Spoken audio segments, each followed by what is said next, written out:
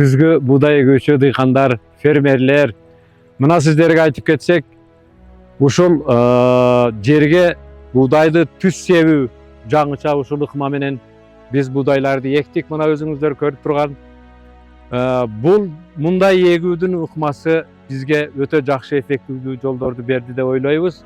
Анткени себеби биз мурда жерди айдатып, андан соң чачып, ошо боюнча калчу эле. Бирок мына азыркы түз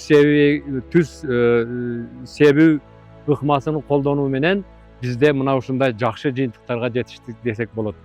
Урматтуу туугандар, башында эккенде биз ойлодук эле чыкпайт, мынчалык болбойт деп.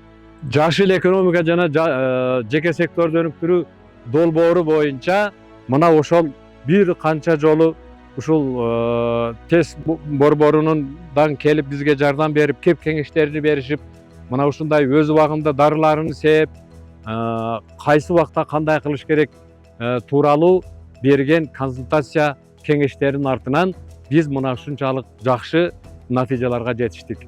Азыр биз ойлоп атабыз, эми ушул эккен будайларыбыздан 30 центнерден жогору 35-40ка жетет деген дагы үмүттөрүбүз бар. Кудай кааласа өзүңүздөр көрүп турган мына будайлар башалып мына бышты, комбайн келип эми баштоонун алдында турабыз.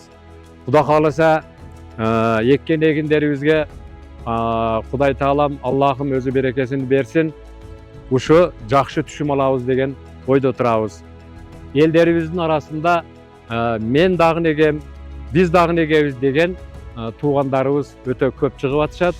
Буюрса быйыл кайрадан эле ошол ыкманын өзүн колдонуп, ошол борбор менен бирдиктүү иштеп, ушундай алгылыктуу иштерди жасаган жатабыз. Сиздерге дагы, башкаларга дагы ушундай сунуштап кетет элек.